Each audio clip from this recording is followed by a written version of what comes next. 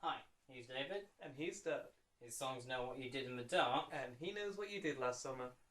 Ow. And together, we are... Two. Dead. Yeah. We're going to get copyrighted for that. First video we do, we get copyrighted for that. We should cut that out, maybe. Well, we'll cut that. We'll cut whatever we want. So, we'll keep that for the outtakes. Yeah. So we recently saw Antman, the most recent release from Marvel. Latest entry in the Marvel Cinematic Universe whole continuity. Charlie Foxtrot. So we're here to talk to you. Thankfully, it was a pretty worldwide release. So chances are, if you're watching this video, it's already come out where you are. You've probably seen it. Or if you're still on the fence, this video is for you. Yeah. We're gonna keep spoilers towards the end of the video. We'll let you know when they might happen, if there is any, of course. Yeah. We're gonna try and keep spoilers to the end. We'll give you a fair warning. We'll keep it as spoiler free as we can. Last thing to go before we start, if you haven't already worked out, we're British. So we don't get movies the same time as everybody else. Occasionally we'll get one a little bit earlier. Most of the time we're about a month late. Yeah.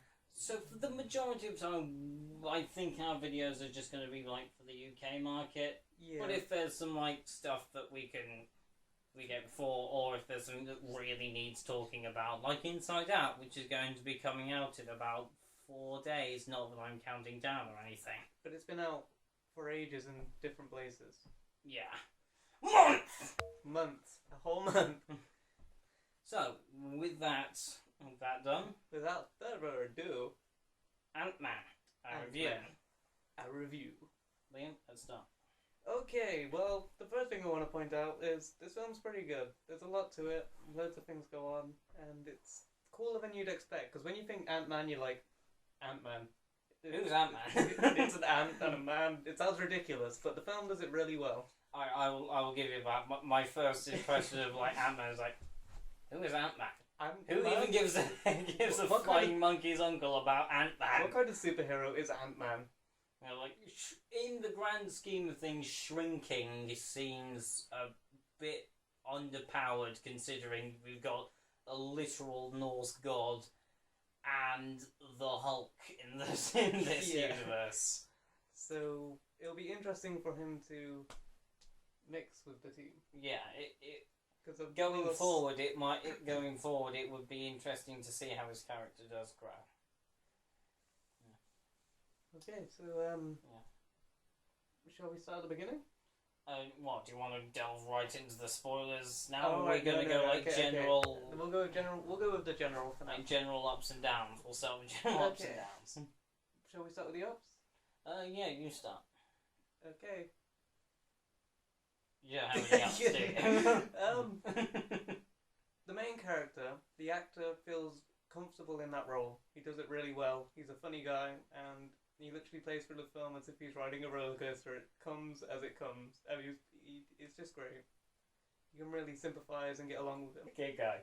Okay, so the storyline, the way the story progresses, is quite interesting. I will admit there are some bits where it feels like the story takes a stop for a short while, and it stays in the same area for a while. But when the story gets going again, a lot of stuff happens, and there are very much a lot of funny parts in this film. I would very much like to concur on the funny part. The film, for the most part, is pretty hilarious. There are a lot of funny bits. You will be laughing. It feels more like a comedy than a serious, like, action flick at times, which goes what they established as a good thing with Guardians of the Galaxy. That was a huge success out of nowhere, really.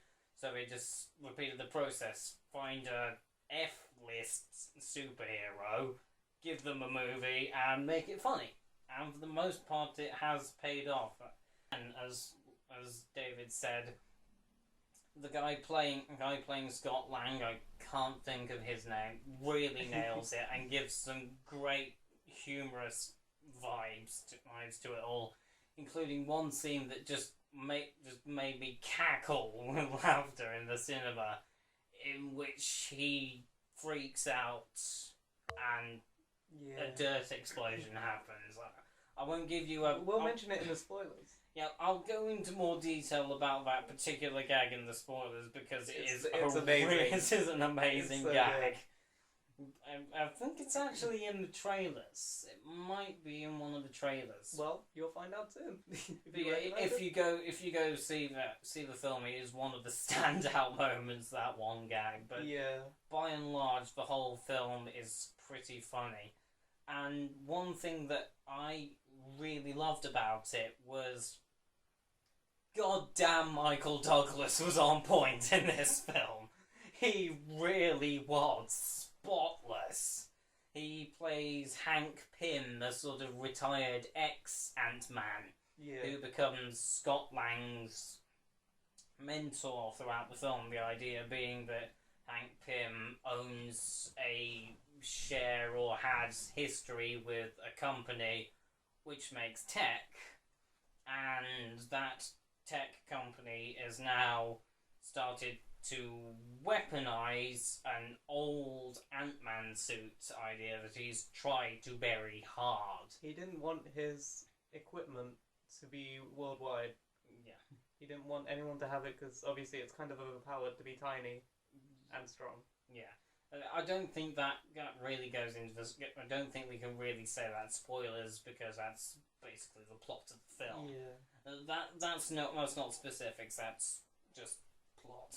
But I say the character of Hank Pym is this like 60, 50 odd year old. He's got grey hair. Guy, not like. great. It's not Carl from Up. He's still got a whole lot of fight in him, and it's great. And as I say, Michael Douglas owns every single scene he's in. Just perfect delivery every time. Just on-screen presence all the time.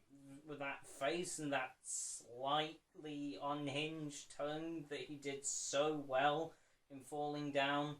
It's like, there is a little bit of his character in Falling Down in this film, and it really gives him this sort of like slightly dangerous, wiry edge. He's a character that's seen some stuff, and that's coloured him. And my God, does Michael Douglas play it well?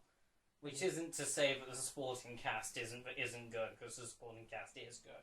Yeah, the cinematics in the film are actually really good. If you watch it in 3D, which I do advise, because it does utilise it quite well, I believe. Yes. But, like, it gives you very much a lot of depth and sizing thingies. Like, you'd expect, like, I thought they were going to mess up with the whole sizing thing and how things will be, but the way it is filmed, the way it's animated and stuff, it is beautiful. Yeah, for the most part, the CGI in this film is fantastic. Special effects in general are really good and used surprisingly sparingly for a big Marvel movie. This isn't like Guardians of the Galaxy where they're just throwing massive amounts of CGI at everything. Yeah. But this film takes place very much in a real world kind of area. It's on Earth. Yeah, it's on Earth for a start. Yeah. No space battles, no aliens. Sadly.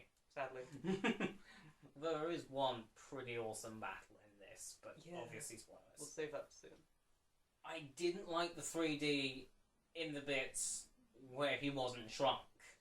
Yeah, when it was normal sized people, the 3D wasn't as utilised as it was when he was small.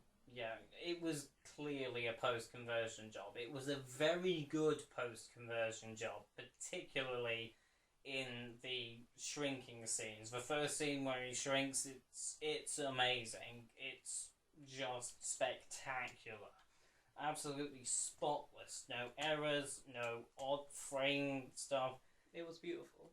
Yeah, utterly beautiful stereo work for the shrinking scenes. But for the other thing, for the fully grown sections and the slower parts of the movie, I actually found myself blinking a few times. the lack of depth was actually causing my eyes some problems. Obviously, sound was pretty fantastic. You could feel like the ground shaking for things. There was some good surround effects going on, I think. It's definitely worth seeing in the cinema if you're thinking whether to watch it after or not. Yeah, it is a good thing. But I will say, bring a buddy. Take a friend. Yeah, this is not one of those films where you can just go alone. It is better enjoyed with a buddy. Yeah, definitely. One of those ones that you just need friends. Sorry, lonely people. Really sorry. And with that, I think we should flip over to the negatives. The negatives. Okay. Okay. Do you want to start? Actually, you started the up, so I'll start the downs. I think that's fair. Yeah. I think we'll keep that as a running thing. Okay. So, the downs. The negatives. As good as the sound was, I think the music was lacking a lot. On Guardians of the Galaxy, I remember like the use of licensed music was phenomenal in that music and that film, and the original score that went with it was pretty great as well. It had this one really cool, like, proud kind of horn section, like wah wah wah wah wah wah kind of thing that happened. I remember a specific little thing running through it. But this, I can't remember a single piece of music from this film. It's not that it didn't have a good score, it's that score wasn't particularly memorable. It just felt like going through the motions. There wasn't anything particular to pick up on. I think perhaps this film might have benefited from almost a more jazz kind of orientated soundtrack. Or could have gone the other way with more strings, perhaps. But they went big on the brass, and I don't think it worked too much for this film. I would also like to go ahead and criticise the 3D. For the scenes where he shrunk, it is fantastic. But boy, was the conversion lazy for any time where he wasn't shrunk. Don't get me wrong, the 3D was amazing, and I actually say go out for it for those scenes where he's shrunk, because it is amazing. But for the scenes where everybody's full size and just talking, not so much. There are also some really, really big, like, scientific inconsistencies in this film. Like, I will give most superhero movies a lot of leniency, but this film, the explanation it gave did not work, even within the film's own logic. And that's something that colours it for me. It's like, not quite paying attention, if you will. It's that attention to detail, the little things, that gets me. I like that sort of thing.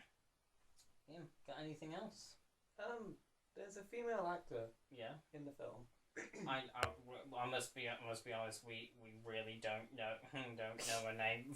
We probably in our next video we'll probably find out their names beforehand. Yeah, that's the thing we'll do in the next video. But for the sake of just doing it, there's a female character. She's one of the main characters. You'll know who I'm on about when you see it. She's like she plays Faith, the daughter of Hank Pym.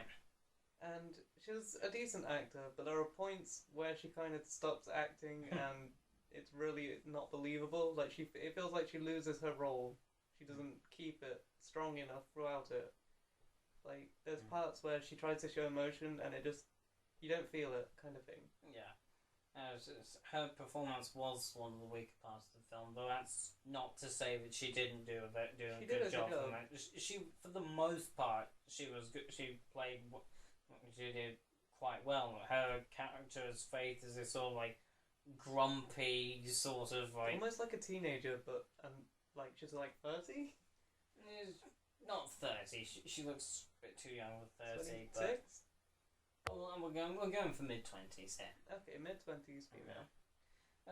Again, for the most part, she does a pretty good job. There's like a couple scenes She sort of drops the ball. And going on that thing with characters, I would say there's like a bunch of friends that that Scott has, rather. The main I was gonna say character, Frank. Antman. Yeah.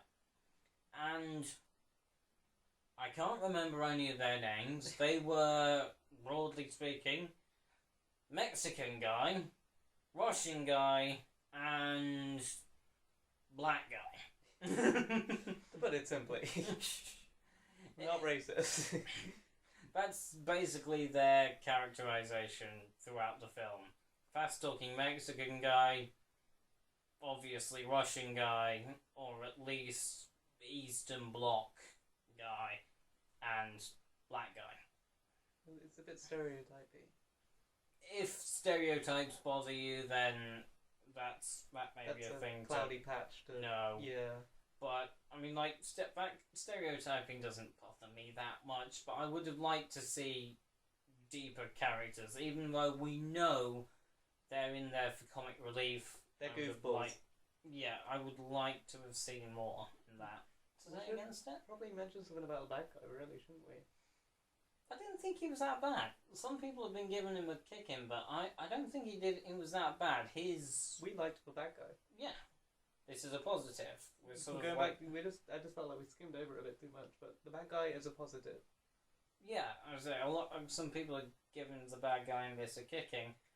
Can't quite remember his name, but he had great on-screen presence. His look was really cool, like the bald head was a really cool touch for me. He was like bad and bald. It was like, He's that's got cool. the "I'll make you proud" daddy complex going on, which is quite a big theme in it. Yeah, the bad guy worked with. Oh boy, this is spoilers. Okay, we'll stop Cut there. that out and go into spoilers. Spoiler time? Or are Well, we I think I'd like to continue with the bad guy Alright, thing. okay, carry on. But he does play his role really quite well, and He's believable. yeah, and throughout the film he is menacing, even though there is one particularly heavy-handed scene, which I think we'll get onto in the spoiler discussion, which I think starts Now? now. Spoilers! Yay! Spoilers! Okay, spoilers. This is a spoiler section. You have been warned. Spoilers. Okay, shall we leave the funny thing till last? Or Or should we just fill a bit? Or what? I think we'll leave the funny bit till last. Like, we're not going to spoil the entire plot for you. Yeah, we're just We're not going going to over little spoil things. the minutiae of a plot. See what it is there, Guy's reference. Okay, cool. But these are like the little individual bits that we couldn't have explained in the main About- ups and yeah. downs review, but are worth mentioning if you are okay with mild spoilers. Again, we'll try and keep it as spoiler free, as We're just going over little unspoilerific things, yeah. as possible. We're not going over the plot. We're just mentioning little honourable mentions. Yeah. So, one scene with the bad guy.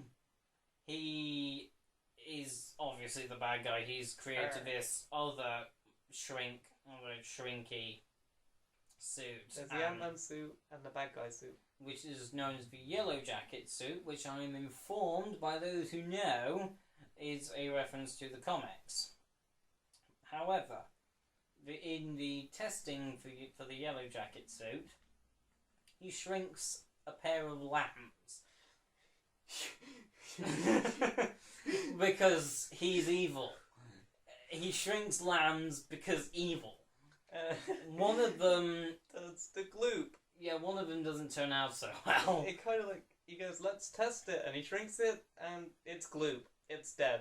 Which isn't to say that he didn't already know that it was going to be gloop, because he already used the shrink device to kill a guy. Yeah, he shrunk a guy as if it was nothing, and it was really skimmed over, it was really weird. Yeah, he just wipes him away with a... Like, it's like, he turns around, shoots him with a shrink thing, he ends up being goop, and then he gets some tissue and wipes up the goop and flushes it away. Like, what a way to get rid of a body. Like, what the I hell? will give him that. That was a That was really good sinister. scene. It was quite sinister how easy it was for him to do it as Yeah, well. it was just easy for him to do it. In that moment, all doubt is removed that this guy is a bad guy. Sorry for whacking your cats. It's for a okay. moment. All doubt was removed in that one scene, but later on, the second lamb he shrinks is in like a container thing. A little baby container. It's shrunk in the glass. Yeah, and so he holds it up and flicks the container, which is just about the most heavy-handed scene I've ever witnessed in my life. It's like, look, I'm evil. It's like, if you didn't know yet, I'm the bad guy. Ding, ding. I mean, I called him being the bad guy within like 2 minutes of you're seeing like, I him. bet that guy's the bad guy. Let's see. Anything else spoilery you want to talk about? Should we mention... I know you've mentioned it a little bit about the shrinking physics, but do you want to just explain that a little better about how the molecule thingy goes on? Okay. We're getting sciencey. So, in this, the justification for the shrinking is that he sort of compresses the space in between atoms. I can roll with that. Atoms are held together in things by the strong and weak interatomic force. That is a thing that, you know, separates atoms and keeps them together. So manipulation of that would work in theory, I think. But the explanation he gives also explicitly states that you have the same amount of atoms, ergo the same mass in a smaller area, which, in the film's credit, it does use as the justification for being able to punch things whilst tiny and have an amplified effect. He says it's basically like you're a bullet. Careful how you punch. Yeah, and again, I can sort of roll with that. That works within the film's physics, even though I'm calling I'm calling man-cow excrement on that one. But it doesn't explain the weight loss.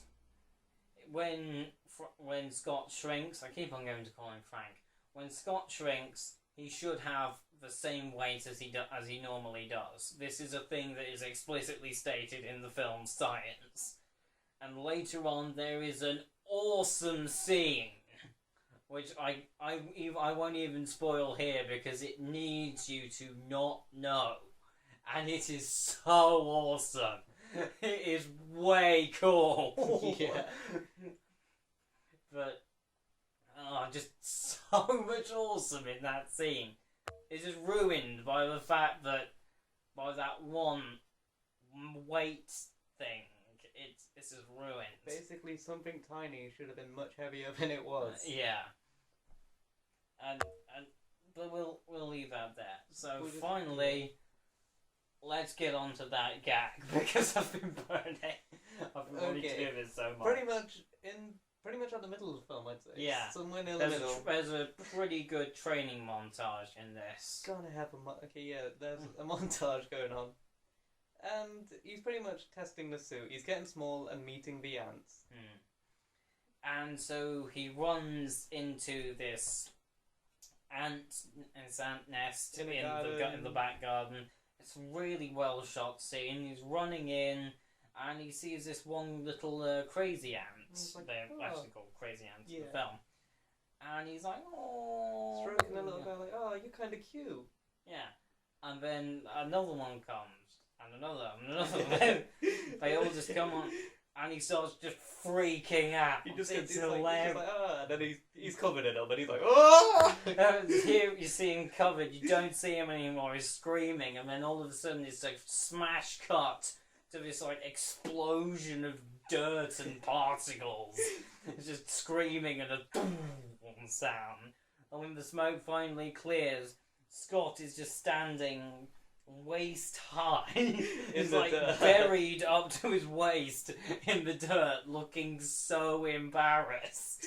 It's just, It was scarier a lot, like a few moments ago. yeah, he noped through. So he freaked out through about a foot of earth. It was fantastic. We had 5 scenes of song just for that bit. Just that. There was like, real laughter. I felt that. Describing that moment to you, It doesn't do it justice. it doesn't do it justice. You need to see the film for the full context of that. That joke alone is worth the price of admission, or at least the price of your Netflix subscription when it finally reaches it. It defines the word note. So, yes or no? So, Liam, 1 or 0? 1? And I give it 1. So this film Go gets see the it. grand score of 2. Yeah. Because that's how we roll.